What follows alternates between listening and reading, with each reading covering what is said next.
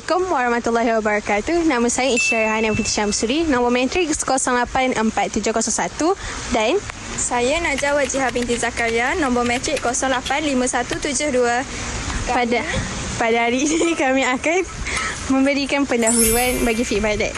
Jadi, fiqh ibadat merupakan satu cabang ilmu yang penting dalam membentuk kefahaman murid terhadap amalan ibadah harian.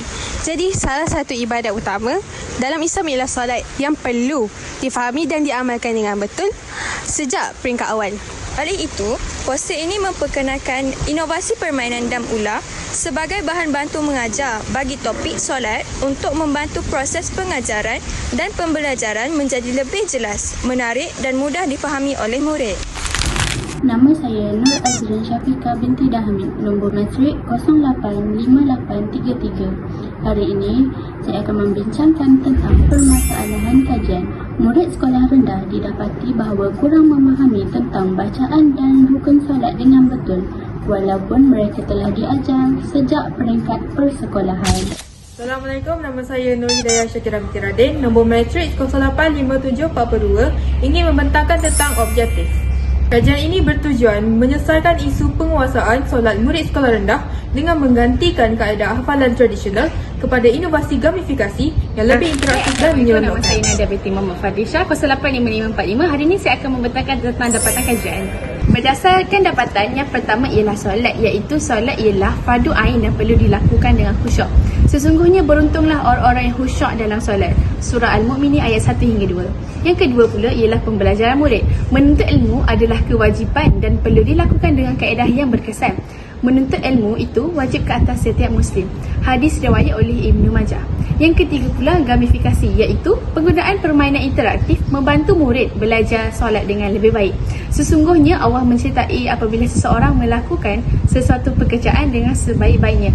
Hadis riwayat oleh Al-Bukhari. Hai, Assalamualaikum. Saya Nur Husna Fazana binti Samsul, 085483, akan bercakap tentang kegunaan inovasi. Kegunaan inovasi adalah sebagai bahan bantu mengajar yang berkesan untuk murid sekolah rendah. Inovasi ini membantu guru menyampaikan pengajaran dengan lebih menarik dan mudah difahami. Selain itu, ia dapat meningkatkan kefahaman murid terhadap bacaan dan rukun solat kerana penerangan disusun secara jelas dan sistematik. Assalamualaikum, saya Nur Ahmad Kaisara, 085450. Hari ini saya akan membentangkan tentang kesimpulan. Kesimpulannya, solat Edu Snack Board ialah inovasi pembelajaran yang membantu murid sekolah rendah memahami bacaan dan rukun solat dengan lebih mudah. Melalui kaedah permainan, pembelajaran menjadi lebih menyeronokkan, interaktif dan berkesan, sekaligus membantu murid menguasai amalan solat dengan lebih jelas. Assalamualaikum warahmatullahi wabarakatuh. Hari ini saya bersama salah seorang mak kepada anak sekolah rendah. Okey, boleh perkenalkan diri? Ya, nama saya Salina binti Abdul Majid. Saya ada seorang anak yang darjah 1 sekolah rendah. Okey. Macam ni pun dia macam bagus jugalah macam untuk anak-anak. Mudah faham. Okey, berdasarkan inovasi dan ular yang saya tunjukkan tadi kepada puan, adakah puan rasa benda tu berguna untuk anak-anak sekolah rendah? Memang sangat berguna lah, sangat penting dalam kehidupan kita sebagai manusia ni. Sebab solat pun adalah rukun Islam kita yang kedua. Okey, berdasarkan inovasi yang saya tunjukkan tadi kepada puan, boleh tak puan terangkan sikit apakah kebaikan yang puan dapat daripada inovasi dan ular yang kumpulan saya buatkan? Kebaikannya banyak. Salah satunya memang ia penting kan dalam kehidupan kita, kehidupan anak-anak ni, untuk membina akhlak dan siasat diri, dan juga boleh diaplikasikan dalam kehidupan seharian lah.